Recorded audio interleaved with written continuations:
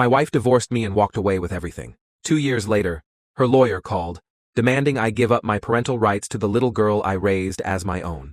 A DNA test exposed the truth, and what happened after that was absolutely brutal. Hello, Reddit I+ here. I used to believe loyalty protected you, that if you worked hard, loved deeply, sacrificed without complaining, life rewarded you. Reality corrected me. My name is Mark. For almost a decade I thought I had a solid marriage, a warm home, stability, a beautiful little girl named Nora, who lit up every corner of my world. I was wrong about nearly everything. Let me tell you how it all truly ended, and how fate, law, truth, and karma came together and delivered justice so harsh, my ex-wife can never recover from it. For years I worked long hours to provide the best for my family. Early mornings, late nights, bills paid, food on the table, birthdays celebrated. I believed in my wife, who I will call Paula, with full devotion. But looking back, the signs were there. Subtle changes, little lies wrapped in excuses. Late nights she brushed off, sudden gym trips, an unfamiliar perfume that did not belong to her, new lingerie I never saw. I ignored everything because I trusted her. That trust almost destroyed me. The night everything changed. One evening she said she was going to a ladies' night at a hotel lounge with coworkers. Something felt wrong. The tone, the lack of eye contact, the forced smile. I decided to drive there, not to accuse her, not to control her, but to ease the storm in my mind. I reached the hotel. Her car was there. I went inside but did not see her at the lounge. That sinking feeling grew heavier. I asked reception if anyone named Paula checked in. The receptionist casually confirmed she did. In a room upstairs, my entire chest turned numb. I walked to that hallway with shaking hands, every step heavier than the last. Then I heard it. Laughter, hushed voices, bed springs, the unmistakable sound of someone who was supposed to love me betraying me in the most intimate way possible. I opened the door. There she was, with another man. Half-dressed, together in a bed we never shared. Her face drained of blood when she saw me. She started screaming, accusing me of invading her privacy. The man laughed at first, then realized the situation was real. I felt something inside me tear apart. Not tears, not shouting, just a cold, hollow silence. I turned and walked out. That was the last moment I ever saw my wife as someone human. Within weeks, she filed for divorce, pretending to be the victim. Her lawyers painted me as controlling and emotionally neglectful. She lied effortlessly. She cried in court like a rehearsed actress, and the court believed her. She got the house, most savings, a chunk of my retirement, majority custody of Nora, child support, spousal support. I walked out of court with a suitcase and a wounded heart. But I held on to one thing. I still had time with Nora. That was enough to keep me standing. Or so I thought. Life stabilized slowly. I rebuilt financially. But emotionally, I was barely breathing. Nora kept me alive. Her laughter, her hugs, her little drawings calling me dad. Meanwhile, Paula lived comfortably while I paid every court-ordered obligation. Then the phone rang 2 years later. Her lawyer, calm voice, professional tone, pure venom beneath it. We are requesting that you relinquish your parental rights to Nora. She is not biologically yours. The biological father wants to step in. The world blurred. My heart stopped. Then rage replaced shock. They thought they could discard me like trash after using me. They forgot something important. I am not weak anymore. We went to court-ordered DNA testing. Results came. 0% match. Everything went silent inside me. Pain, betrayal, humiliation, but mixed with something else. A burning determination. They had finally exposed themselves. Paula had knowingly lied about paternity from day one. She listed me as father knowing I was not. That is fraud in court records. That is financial exploitation. That is psychological abuse on a child and me. I hired a lawyer. A very good one. Then the war officially began. Court exposed everything. Timeline, affair history, financial deception, lies. Then the bombshell. The biological father had known about Nora for years and intentionally avoided responsibility. He never paid, never supported, never stepped in. He only came now that Nora was no longer expensive to raise. The judge was furious. And this was not some soft judge. This was a judge with zero patience for liars and manipulators. He ripped into both of them. He ruled, the biological father is the responsible parent going forward.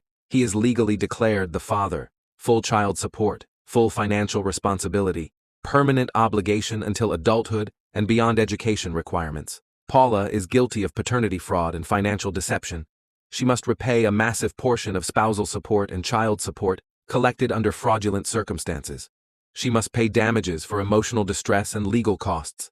She must return assets she obtained using false representations. That included liquidating investments and selling a portion of the house equity. The comfortable life she stole got clawed back, piece by painful piece. She stood stunned, pale, shaking, crying, begging. The judge did not flinch. He lectured her in front of everyone. You engineered a life of lies, then attempted to sever a child from the only stable parent she ever knew. You treated a human being like a financial resource. This court will not allow you to profit from cruelty. Those words felt like oxygen. They walked out, destroyed. The biological father now chained to responsibility. He tried to escape. Paula drowning financially and legally. Reputation ruined, savings gone, assets stripped. Future dark. Me? I was free, financially restored, emotionally vindicated, legally cleared, and most importantly, I was always the father Nora remembers. She will grow older knowing I loved her genuinely while others only valued ownership and selfishness. She is not losing me. I am not disappearing. I am simply no longer under their control. We still spend time together. She still calls me Dad. Love does not vanish because paperwork changes. Real bonds do not dissolve when lies collapse. They tried to destroy me. They tried to replace me. They tried to erase me. Instead, they lost their comfort. They lost their lies. They tore apart their own lives. They paid in money, dignity, and consequences. The court restored everything they stole and punished them far worse than karma ever could. I walked away, standing taller than ever. Whole, respected, free. Lesson? Never underestimate a quiet man who has nothing left to lose. Never mistake kindness for weakness. Never think betrayal will never circle back. Because when truth finally hits, it does not knock. It breaks the door down. And it collects everything owed. This time, it collected with interest. After court, life finally felt calm again. No legal letters, no court hearings, no lies hanging over my head. For the first time in years, my shoulders felt lighter. My thoughts slowed. Nights were quiet. I slept without the tight knot of fear in my chest. But people like Paula do not accept accountability. They do not accept defeat. They do not accept consequences. They do not learn. They scheme. And she did. It started with a phone call. Unknown number. I ignored it. Then texts came. Paragraphs of emotional guilt spilling across my phone screen. She wrote things like, "We should talk. We were family once. I made mistakes, but you should understand how hard things were for me. You know me better than anyone. We can fix the bond for Nora." There it was. Manipulation disguised as emotional vulnerability. Not once did she apologize without attaching blame. Not once did she accept responsibility. Not once did she admit the cruelty of what she did. It was all poor her, poor misunderstood soul, poor woman who lost everything. I did not reply. Silence is powerful. Silence starves manipulators. She hated it. When she could not get to me directly, she went searching for indirect routes. She went to my family. She cried to my mother. She visited my brother. She contacted cousins she never liked before. She sobbed dramatically, telling them, I misunderstood her. She was pressured into things. She did not mean to hurt anyone. She did not cheat for fun. She was just lonely. She never wanted to lie. She was just scared. Classic emotional con artistry, playing victim, painting herself fragile, hoping sympathy would build pressure. My mother called me, not to guilt me, but to say, she came crying. I listened politely. Then I asked her one question. Why was lying easier than honesty? She had no answer. I told her she does not belong in our lives anymore. For the first time in years, I cried from pride. My family did not fall for her. They saw through her. They protected me. When family refused to bend, she escalated. She began a campaign, venting to everyone who would listen. Old neighbors, mutual acquaintances, former friends. She spun stories of injustice. She claimed the court destroyed her unfairly. She claimed I ruined her life out of spite. She portrayed herself as some tragic heroine. The problem with liars is they forget consistency. Every person she talked to got a slightly different story. Different details, different excuses, different villains. People compared notes. People noticed patterns. People realized truth. Word began spreading back to me. Not in cruelty, not in gossip, in support. People messaged or called to say, she tried to make us hate you. It backfired. We see her now. Clearly, There is something satisfying about that kind of justice. The kind you do not force. The kind that unfolds naturally. Then she tried something new. She suddenly softened her tone. She changed approach. She wrote again. Shorter messages this time. More controlled, more polished, almost rehearsed. She said she wanted closure. She said she wanted peace. She said she wanted civil communication. Still no genuine apology. Still no accountability. Then came the real purpose. She wanted financial help, emotional validation, someone to stabilize the consequences of her own actions. The biological father had his financial burdens now. The court had stripped her. Life was not comfortable anymore. And when comfort leaves selfish people, panic enters. She expected me to be the same man she once used. Loyal, stable, soft-hearted. I am still loyal, still stable, still a caring person, just not for her. Never again. I responded with one sentence. I wish you the life you earned, then blocked her for the final time. Weeks later she tried again through distant relatives. She cried, she begged, she tried guilt.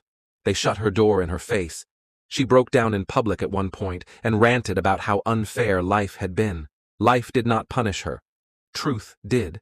Consequences did. Her own choices did. The family finally understood something I learned through agony. People like her do not want forgiveness. They want access.